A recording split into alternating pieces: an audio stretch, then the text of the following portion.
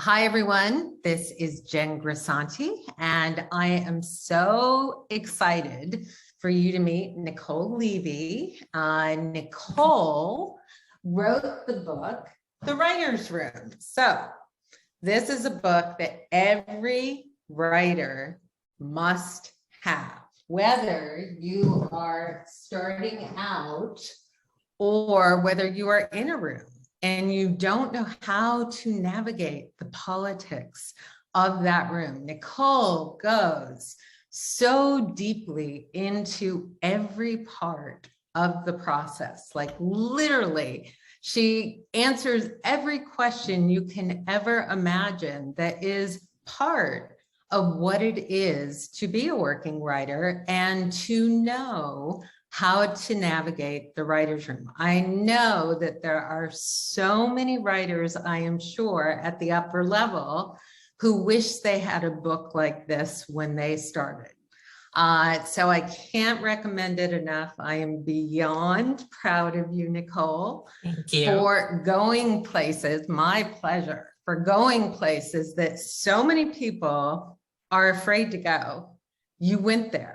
And I think we are at a point in time right now where it is so important to be transparent, to protect. I loved how you went in the idea of what is okay and what is not okay in the writer's room and how to be able to identify this.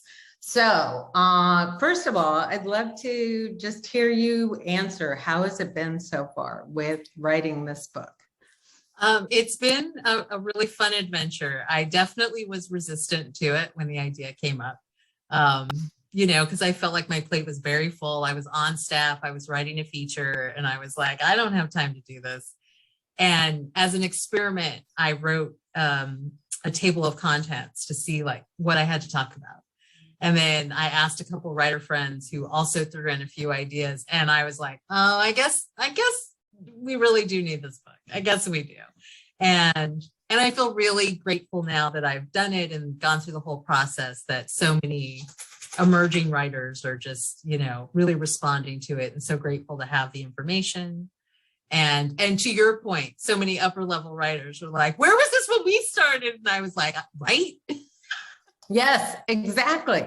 Because information is power. And the more that you know through hearing the good, the bad, and the ugly of what everything looks like, the better, because it helps you to mentally prepare, emotionally prepare, psychologically. I mean, everyone wants to be a working writer. There are so many people who have the dream, but don't really recognize everything that is a part of that dream. So I think the uncovering and unveiling of that is so beautifully done in this book.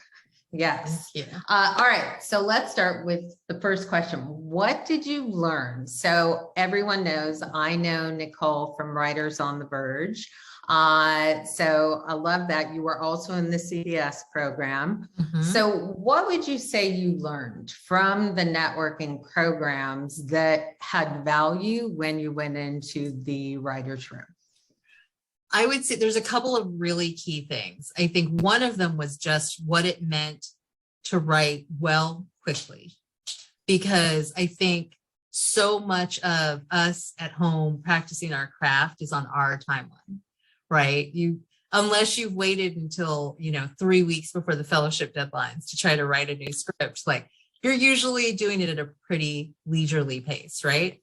And for instance, in Writers on the Verge, I think I wrote every draft of material that came into you and Karen and Julianne in 36 to 48 hours, because I was working full time and I had to squeeze it in when I could and, just do the best I could in the time that I had. And, certainly as a working writer, I've been fortunate enough to have 5 days to write a script, but I've also been called on to write a script in 3 days. So being able to do it quickly is invaluable. And I would say learning what it really means to be in the notes process, to to first understand that nobody is giving you notes trying to make your script bad, right? Even if you don't like the note, even if it's a genuinely bad note, sometimes notes are genuinely bad, but the intention behind it is always to try to help. So to learn to really sit in that and take time to think about what they're really saying to you, to, you know, the phrase, the note behind the note, is, it feels like a cliche, but it's real. There's so many times that you're like, I don't understand why you would be asking me for that. That doesn't make sense. Then you go back and read the scene and you're like, oh, I think this is the problem. And it's, you know, 2 lines of dialogue you have to change. And then suddenly everyone's like, it's amazing. And yeah, I mean, I think the fascinating thing about that is so many writers going into the writing programs, like that's your first experience of receiving the notes. Yes. And it's probably one of your first experiences of major resistance for everyone, because I think, you know, your writing is your baby.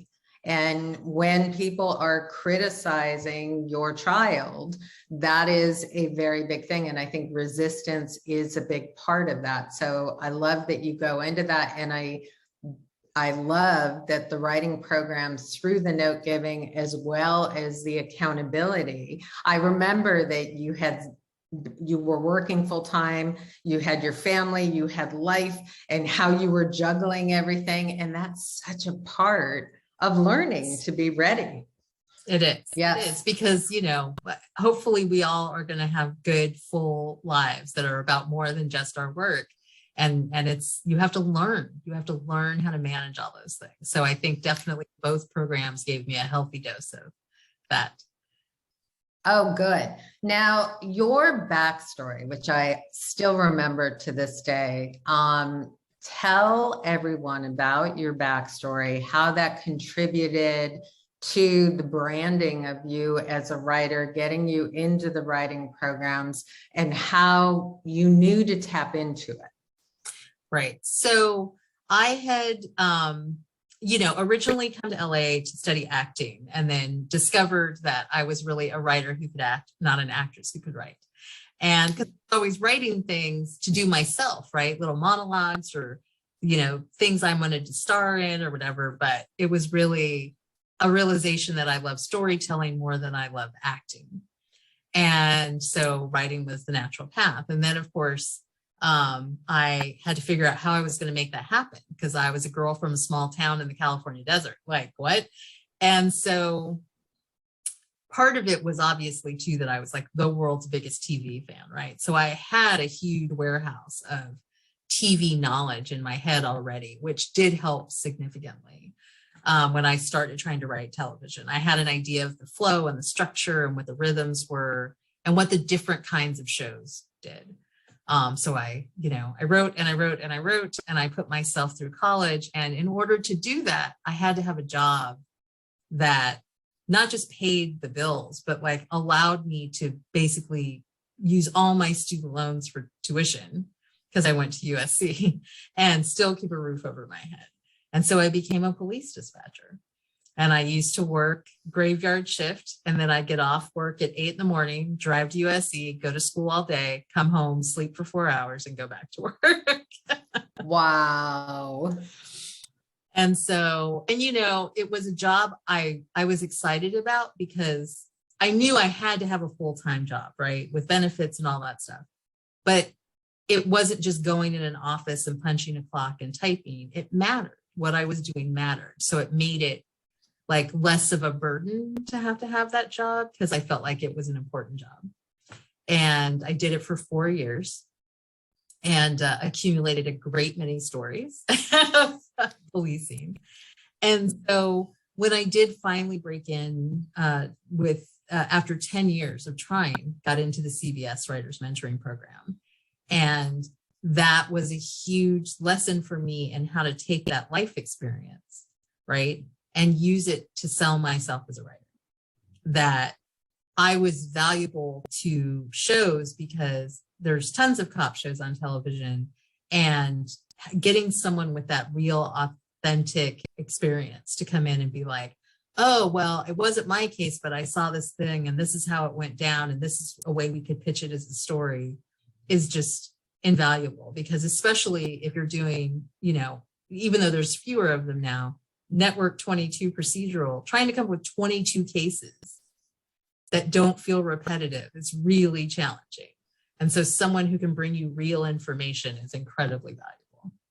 See, I love that on so many levels. Like, I love it on the school level and the logic level with what you needed at that time.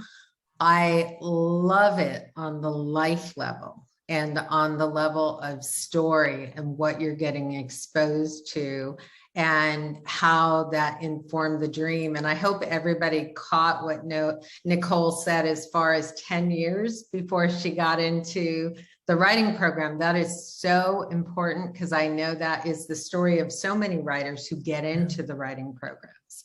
So it's so important for everyone to know that this is not a quick fix dream. It's not something that you go, oh, I want to be a writer, and it happens overnight. And that's so important to learn. Now, when you think about your first day in the writer's room, if there were something that you just wish that you had known that you didn't know, but you know now, what would it be? I wish that I had known that no one expected me to really know what I was doing. I think you hope, you want to come in there and present so like accomplished and ready.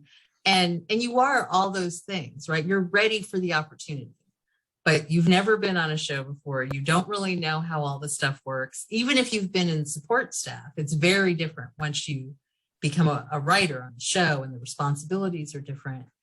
And I remember when I turned in my first draft, and Ken Sanzel, who was my showrunner, gave it back to me just dripping in red. I mean, it was just so many notes. And he was like, I know you can do better than this. And he gave me the weekend to rewrite it. And so I did. And on Monday, I turned it in, and he came down as soon as he read it. And he was like, see, that's the script I knew you could write. See, I love Ken. First of all, I work with Ken on numbers, and Ken also was a cop for, yes. So I love that. Yes. Amazing. It was amazing. And so in our conversation, I said, I felt like I let you down on the first draft. And he was like, Nicole, it's your first episode of television. Nobody expected it to be brilliant. Like, you gave me something I could note and we could work with. Like, that's what I needed. And it was so freeing to know that. Like, no one expects the staff writer to solve any big problems or have the brilliant idea that's going to win us an Emmy or any of that stuff. Like, you're just there to contribute and do your job. Yes. Yes. Fantastic. And on that note, I know probably one of the dilemmas so many staff writers face is, how much do I speak up? What is too much and what is not enough? And I know so many staff writers lose their job for both those reasons, too much or not enough. How do you navigate knowing that balance? Yeah, that one is really tricky. And, in an average room, it's your job to figure that out. There are some rooms, and I talk about this in the book, that the showrunners will just say, staff writers are meant to be seen, not heard. And it's because they want you to learn how the room works, what the rhythms are, how people pitch. And then once they think you're starting to get a hold of it, right, they'll start to let you talk a little. But in most rooms, it's just okay, start pitching. And you're going to be in the room with people who've been doing this anywhere from a year to 25 years longer than you have. And it's all going to move so fast. And you're going to be like, how do I break in here? I don't know. What do I say? I'm going to sound dumb. All those things are going to be in your head. And the advice that I got, and it worked beautifully, and so I have passed it on to everyone I've mentored since, is try to say one thing that you think is important in the morning and one thing after lunch, because it will prove that you're paying attention, that you're finding a moment to pitch, right? but you're not talking incessantly trying to prove how smart you are. Because that's the trick. It's like they want to hear your voice, but they don't want the staff writer who's like, I'm awesome, everyone listen to me. So it's finding that balance. And then because you're not stressed about talking constantly, you can do the thing where you're watching who pitches and the showrunner always responds to it. That's the person you want to imitate. That's whose pitching style you want to follow, not the person who talks ad nauseum and you see the showrunner kind of check out. So it'll give you a chance to learn what the showrunner likes in a pitch. I love what you went into as far as to the ramble idea of a pitch versus choosing your words and who to emulate. I love that. That is fantastic.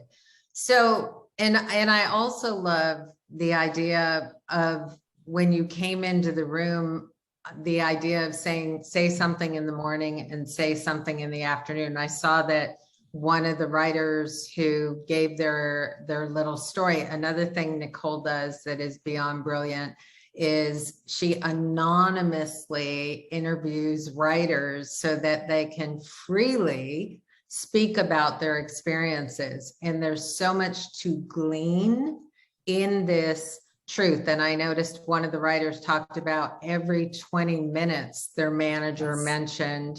And I thought, wow, that seems like a lot. And I thought that's a lot of pressure for a writer. So it was interesting. Yeah, it was interesting. Yeah. It was a very different style, but I think also, right, that was a comedy room. And so I think it was a little more pressure to constantly be on.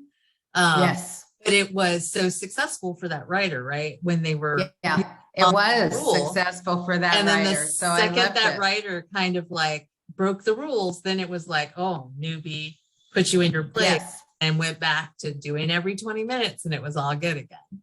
So, and everybody's going to break the rules. I mean, everybody's going to make a mistake. You and I talked about that before the call. I mean, that's part of being in the writer's room. And I recently had a writer say to me that had an opportunity to pitch for the first time and said, oh my God, I felt so embarrassed after the pitch. And I said, well, welcome to what it's going to be like daily with being a working writer. That's what it is. So the more you get comfortable with feeling embarrassed or feeling like you were humiliated, the better, because you just have to move through those emotions and focus on the work. Absolutely. Yeah. And like the amount of times that I've pitched things that have just dropped like a lead, rock, and you're just like, okay, I guess nobody liked that. Like, keep doing it. And one of the things I learned early on too is sometimes when your room is just stuck and it's like everyone's dug in and they're starting to get mad and whatever. The first time it ever happened in a room for me, I pitched the most ridiculous thing imaginable and everybody laughed. And I got in a better mood, and then we moved on. So I'm never afraid to pitch the crazy, ridiculous thing, because sometimes the room needs that. Sometimes the room needs someone to go, I mean, we could just drive a truck through the building. Like, there's a wedding. We can't drive a truck through the building. But the levity, I mean, you add levity, which adds energy. So that's important. So I love that. So colleagues. So this was another area of your book that I love that you went into. How, like, I know with Zoom now, so many writers are facing the dilemma of how do I connect with the other people in the writer's room if we're in Zoom? How do I not bother people? How do I connect so that they can be future possibilities in a relationship that is ongoing? Right. Tell me about that. It is definitely more challenging on Zoom. I've done 3 Zoom rooms now, and with varying degrees of success for how we've all done that. But I think one of the things you can do, even as a staff writer, if it hasn't already started by the time you come in, is say like, hey, do we have a group text or, a group WhatsApp chain going? And everybody can join that text thread. And it's just, you can have fun with it. It doesn't have to just be about work. It can be like, Like if someone was pitching about, you know, maybe a wild tiger shows up, you can go pull like 3 pictures of tigers and send them in the thing. You're like, wild tiger showed up, and everybody laughs. And it's a way to start building that sense of community, even though you can't get together, right? And yes, things like that. Hopefully someone in that Zoom room is also the person who's going to reach out to all the other writers and say, yeah, hey, if you have questions, you know, I'm here. Like, I know what it's like for it to be, you know, your first room or whatever. So hit me up if anything you need to talk about. For, you know, everyone should be doing that in their rooms. yeah. It's not always happen, but there should always be that person. But if you don't have that person, then you can just, you know, spend a couple weeks getting a feel for who you really like in the room, who you feel like you might have a connection with, and just email that person and be like, hey, like, do you have time to just do like a quick 15-minute call? I'd just love to talk to you about how things are going and, you know, ask you a couple questions. And unless they're a jerk, they're going to say yes. See, I love that advice. I remember hearing that advice at the beginning of my career. I remember, I think it might have been Joe Cohen, who said to me, you know, make all these calls with the person who is like 1 or 2 levels above you, invite them to lunch, or if they can't do lunch, like ask for a 10 or 15-minute informational chat.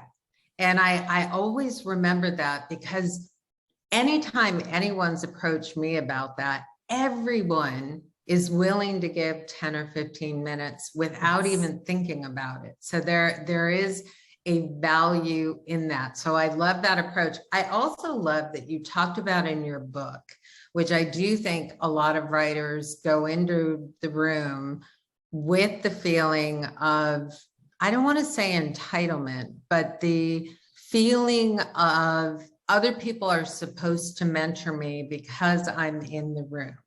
And I liked how you went into, you know, the idea of don't make that assumption, and the idea of building the relationship. And also I like that you talked about sometimes like the number 2 will be the built-in mentor, depending on how they handle that role. And I think that's important for people to know. It's there that somebody sets it up, that it's okay to ask questions. It's okay to have them. So I loved everything you explored about that.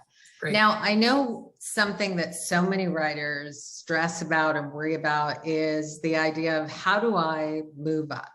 And we know, and I like how you went into, certainly at the beginning when writers are seeking to get the script as a part of their salary, and how important that is, and how people judge by how many episodes you've been on per year before the show gets canceled or whatever, and all that happens. But when you get past the staff level into the story editor level, how do you navigate getting promoted from that point on? Is it directly associated with the amount of episodes, or is it more? I mean, structurally, it is often negotiated as part of your deal, like how many more episodes you need to do at those lower levels, certainly. And, you know, especially if you're signing like a 3-year deal, there'll be some sort of stipulation of, you know, assuming she's brought back for season 3, Nicole will be brought back at, you know, co-producer level and make this amount of money and blah, blah, whatever. But part of encouraging your showrunner to bring you back to accomplish those promotions, right, is recognizing that the expectations on you go up at every level, because now you've gotten your feet wet. You've written or co-written an episode probably in your staff writer year or more. I've known staff writers who've written 3 episodes on a 22 episode show, you know, and I know. Wow. I love that. I know, it's great. I was like, whoa, did you get the right show? Lucky you. Yeah. But it's trying to find ways to make your showrunner's life easier. I mean, I feel like we all say that all the time, but that is really your job, right? At every level, until you are the showrunner. Your job is make the showrunner's life easier. Once you are the showrunner, your life is not going to be easy. So, but the hardest job in the business. Yes, but hopefully you will have people under you who understand that their job is to do what they can to support you. And so it's some of the same stuff that I give people advice to do as staff writers, but it becomes even more important as you go up, right? It's first of all, even at story editor, look back to the staff writer, right? If you're there and there's a new staff writer, take care of the new staff writer, mentor them so that the showrunner doesn't have to answer their questions.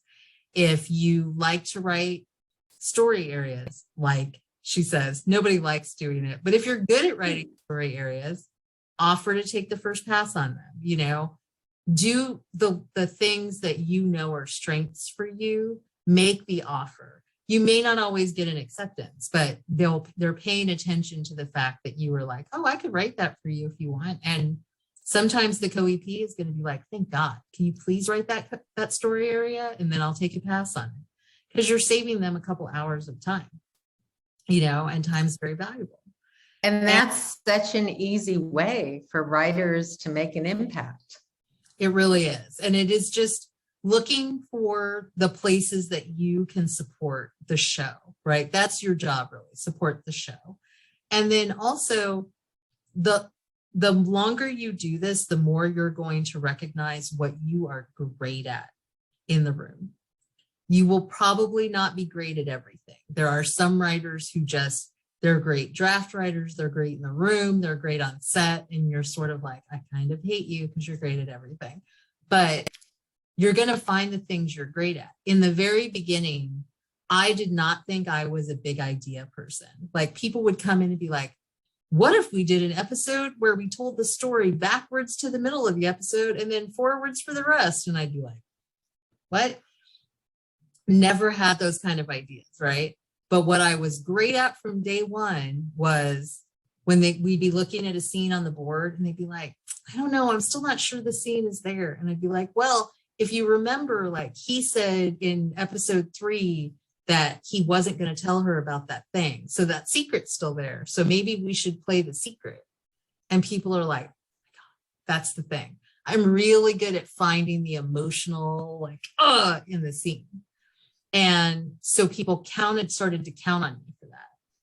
And so that was it's a Nicole thing. Nicole, what's the thing? Like, that's how you make yourself invaluable. And then your showrunners and your upper level writers are going to rely on you more and more for the stuff you're great at. And that's kind of goes like branding. That's kind of like the idea of you branding yourself in the room in a certain way through your strength. Absolutely. Yeah. And then if you don't have that, right, or say you're at the end of your contract and they're like, well, we don't really have money to bring Nicole back as a co-EP, your showrunner is going to be like, well, you need to find the money to bring Nicole back as a co-EP because she's the one who does X, Y, and Z for me in the room. I need her. So that's another way of helping you get those. Excellent. Oh, I love that advice. Now, on that note, so people have an idea because you give such a great insight into how long things take. I love that you tapped into when you do your contract, it often is 3 years so that you have a very clear sense of what the promotion is going to be and the amount of time it's going to take to get there. For you, going from staff level to what level are you right now? Co-EP. So everyone knows. I guess technically EP now. Yes. Still trying to wrap my brain around that. Yes. All right. So EP. So how long did it take you to go from staff to EP? So it will have taken me, assuming this show goes and that credit sticks, 9 years. Right. Amazing. And I am an interesting case because I did repeat staff writer 3 times. Title repetition is real. It tends to happen more to historically underrepresented writers. And it's a thing we're all trying to push back on. But the reason that I kind of got back on track with the idea of getting a promotion every year, right? I sort of got back on that timeline is because when I changed shows, my reps sort of went in and were like, you guys have worked with her before, you know she's ready to staff at this level, and got me bumped up to the level I should have been at. Amazing. It got me back on track. And then I repeated a title again as an upper level, but I did it because the value in the job itself was worth more than the title. So sometimes you have to look at what are you getting out of the job if they want you to repeat the title. And if it's the chance to go to set, if it's the chance to observe and post, take the job, because there's hard experience to come by these days. So you tapped into something that I think is so important too, when you talk about the diversity writer. And I love what you explore in the book as far as that. And I also love that you mentioned that so many writers now are choosing to share what they make so that equality can be something real that happens. Talk about that as far as being the diverse voice when you first started and looking at where you're at now and that arc of growth. Yeah. So, when you come out of the diversity programs, the great thing is you're pre-vetted, and that's part of the reason you're getting the job, because they know you're not a crazy person or whatever, because you come through the program. But there are people who will view that as making you lesser than when it comes to being a writer, right? Because, oh, she wouldn't be here without the program. Well, that's true. Also, do you know how many people I beat to get in that program? Like, it's not. You're right. And so, we all kind of start out on a level playing field in terms of staff writers make a minimum, and that's usually what you're getting regardless and all that. But the second they start negotiating your rate, you're taking it on faith that they're offering you, that your reps are saying to you, this is a good deal, and you're accepting it on faith. Because for years, we didn't have any information to tell us otherwise. And then what happened was during the agency action that the Writers Guild took, people started posting and talking about what we made so that we could discuss parity in a real way. And what we were seeing is that even like female co-EPs with 5 years of experience at that level were making less than white male co-EPs with less experience. And it was like, oh, what? And so, but now we can have the conversations, right? Yes. And it's important to, if you're like, is this a good deal? Pick up the phone and call your friends and talk to them about it. And again, remembering that money isn't always everything. It just went through a negotiation, and I got some things that were valuable to me in terms of respect of my time, in terms of me having options, and that was worth not getting as much money to me. Yeah. So you have to know what's important to you. Yeah, I love that. Yeah. And I think, but one of the things that's interesting and that people should be aware of is everything's such a kind of chaotic mess in our industry right now. And what we're finding is some of the studios are finding ways to do gymnastics around the protections in our contract. And so I was on a Netflix show. I've done a couple of them. And one of them, my reps had to assure me that I was basically almost making as much as the showrunner. So not to stress about the fact that I had taken a tiny bit of a pay cut, because they cap everybody's pay. And I'm like, the showrunner should definitely be making more money than me. Like, yes. Yeah. So it gets real. There's a lot of interesting machinations right now. So it's good to have a rep that you trust who can answer your questions about why is it this way? Why are we agreeing to this? What does this really mean? The reason I love this so much is I remember when I was a vice president, and I remember when I got the promotion from executive director to vice president, seeing what my male counterpart made before and being shocked at the discrepancy until like when I got at the VP level, everybody started on even playing field, and then where you went from there depended on what you put into the job. But before that, to recognize the discrepancy at a point in time when no one would ever say anything, Yes. to be at a point in time now where you can have transparency, where equality is something that should be asked for and explored. So this makes my heart so happy to hear for everyone involved, because I also saw in the staffing process what you're talking about with the budgets and Yes. who got offered what. So I also love to know that there have been amazing strides, incredible strides made for women, for diversity, for equality, and really the recognition of work deserves the value of what you're putting in. And so that I love. Yes, it's great. It is sometimes though, you're going to have to plant your foot down and say it's this, or you can find somebody else, because they'll still try to push you around and still try to get you to take less because they think you love the job or you love the script. And like, I love all of that, but I know my worth. Yes. To say no. Yep. And yeah. I know some of the behind the scenes stuff and like how people played the game. And so, yeah, it is, the politics of it all is fascinating. So on that note, thinking about what in all your experience at this point, when you think about what was the most difficult challenge that you went through in the writer's room, how did your personality traits help you to get through it? Sure. So, I mean, look, every writer's room, even with great showrunners and a group of people that you love, everybody, you're just going to have bad days. So just know that going in, like, there's going to be days where you're all kind of mad at each other because the break's not going well and someone's going to say something and it's going to start a fight, whatever.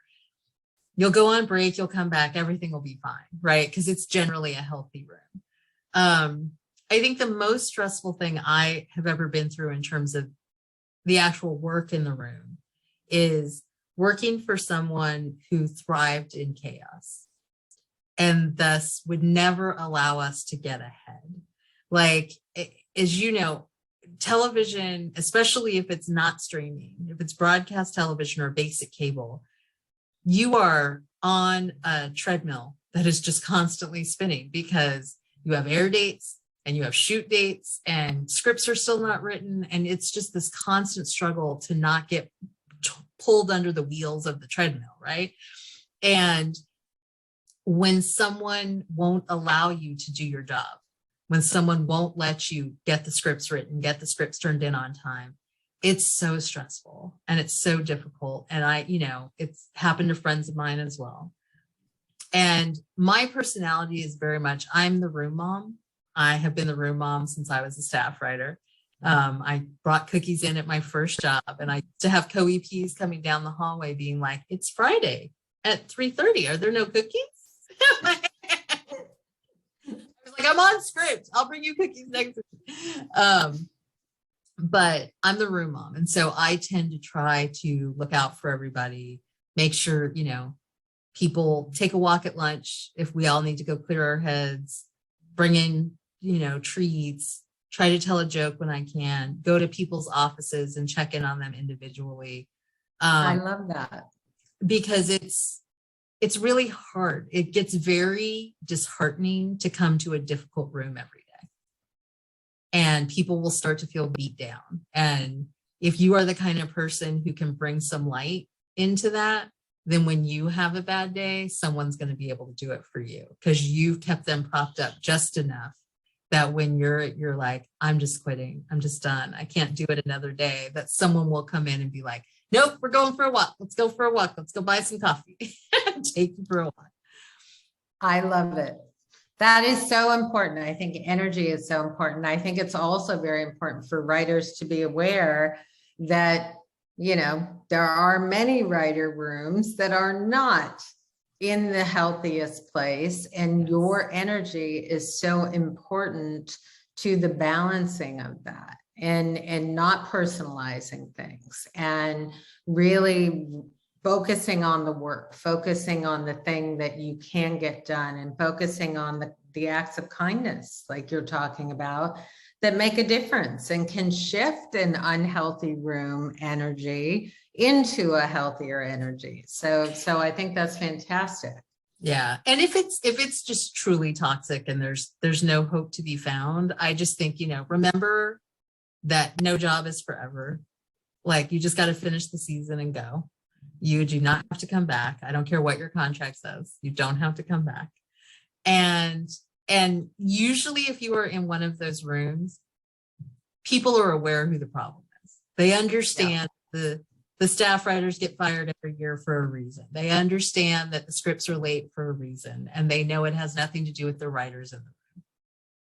Oh, I love that. That's like a gold nugget. All right.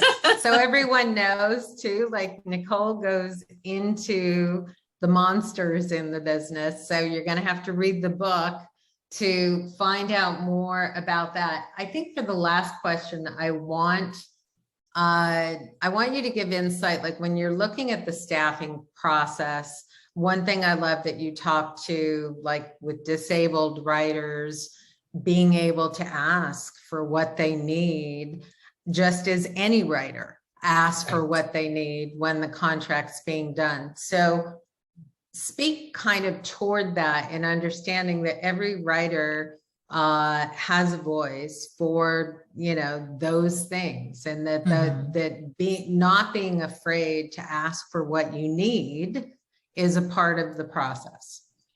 Yeah, it's very intimidating when you're new to try to speak up and say, I need this to be happy or to be successful. Like, I literally was bringing my own breakfast bars to work because I didn't want to write my request on the kitchen shopping list. And one of the co-EPs was like, literally walk in there right now and write them on the list. You're not buying your own breakfast bars anymore. Like, that's just not, no, write them on there. So I speak from experience of knowing it's hard. But I think in the same way, right, that I've worked in rooms with writers who have back issues. So they're going to say like, hey, can we arrange for me to get, a standing desk or a podium from my office so that I can, take breaks and do whatever. And chances are that's not going to be a problem. They're going to get that, right? Because they're valuable, and bad back, everybody gets that. I've had writers who specifically went into their offices and there's no couch, and they're like, oh, can I get a couch? It's just like, it's part of my process. I like to do it. Chances are going to get a couch. And I think having now met and becoming friendly with writers who are disabled, they are terrified to say what is obvious, right? If your office is on a 3-floor walk up and there's no elevator, but you love this writer, you have a problem. And it doesn't mean don't hire the writer, right? If you're a showrunner, it means I love this writer. How do I make this work? And it's a perfectly legitimate thing for the writer to get, an offer and say to their reps, like, hey, can you just do we know where the office is going to be? Because you realize I'm not going to be able to walk upstairs, right? Or to say the thing and put it out there. It's terrifying because you're afraid they're going to take your offer away from you because you've asked for something special. But I think it's, from the showrunner's point of view, an important thing to remember that all of us, bad things happen to all of us, right? Someone that we know and love dearly was a fully able-bodied human being and then ended up in a wheelchair, right? That person's whole life shifted in terms of, I have to get a wheelchair up to the table, I have to get a wheelchair on set. And we all have to remember that someone doesn't deserve to not have a career because they need a special accommodation. And I think I would say if you are a disabled writer and you're coming in and it's your first job, and I know it's terrifying, try to find that ally. if not in Yep. your room, someone in your network to help you figure out how to ask. Some lovely level writer who's mentored you, say like, how do I ask for them to be sure that there's a table that I can sit at that's high enough for my wheelchair to get under? Because you deserve that. It's not Yes. a difficult thing. It is not difficult to find a table that you can get to. They just need to know that you need it. And sometimes it's so scary to ask, but you have to ask. But it's like it comes down to know your worth. And I think I love that you cited that writer. And I think the writer that situation happened to, which was so extreme, I have to imagine has opened the door for so many disabled writers with the recognition that everybody has something to say to the world, and every message has value, and every voice matters. So I think even though it was a horrific thing that happened, I have to imagine that it has had a beautiful thing happen for other writers. And that's my hope. Yeah, I hope You so. know? I hope so as well. Yes. Absolutely. That, But yes. and I think it's just, you know, for all of us, whether you're a disabled writer, whether you're a historically underrepresented writer, you know, just remembering that, like, support each other in those battles, right? If because it happens in the room too, right? Say you're doing a pitch about a character and there's a disabled character and they're like, they keep looking at the disabled writer, right? Yes. Go to the disabled writer and be like, would you like me to, you know, jump in on that? And they'll probably be like, yes, please. And take some of the attention off of them. And then when say that person's a Black female writer, when they're getting laser focused about Black females, you can be the person who points out, I mean, I feel like though our Black females experience is really different from Nicole. So maybe we should talk about it in terms of like, what's it like to be a Black woman from Brooklyn? Because, you know, that's very different from Nicole's life. And you can kind of help steer it off a little bit and help each other out, like backstop each other on those hard conversations in the room, because it's so much easier to fight when you know somebody's looking out for your back. Oh my God, such an important message. Oh, I love that you explore that in your book. And I love everything you just said there. I think that supporting one another is so important. And I think when you just talked about the way people can be narrow-minded and how they see things and how any voice can help expand that through chiming in and supporting and uplifting. So excellent note to end this on. I actually want to ask you though, if there's anything you want to talk about that we haven't discussed so far, and thank you so much for your time and energy for this. I'm so excited for everyone to hear what you have to say. Awesome. I would just say this. One of the things that I really thought long and hard about in the book was that if I was going to be completely honest, right, about my journey and about what it took to get here and that 10 years and what that really meant, was being honest and trying to give some people hope, because there are so many people who are transitioning into this business, right, from other careers. Like, they did what their parents told them. They went to medical school. They've even practiced a few years, but they're like, oh, I really want to do the writing thing though, right? And so we talked about how all that life experience is valuable and how you can use that to brand yourself. But it also comes with the fear of, but I'm so much older than everybody else. And it's just a real, and everything I've done, every talk I've done this year, I feel like people have asked me about ageism and, you know, is it better? And it's better. It's like everything in our business. It's better, except when it isn't, right? Yes. Yes. Better. Yes, that's a great thing to say. Yes. When it isn't. And so I just want people like, and this is covered in the book too, but just really find a way to embrace the experience that you're bringing into the business from your life, even if you don't have a big fancy career, right? If you got married young and you've raised 3 kids, You can go to a show that's about a family and you have all the stories to tell about what it means to parent, about what it means to be in a marriage, about what it, all those things. And so don't look at it as I'm starting late. Look at it as I went and lived a life so I could bring it into the room, and just really find a way to embrace that.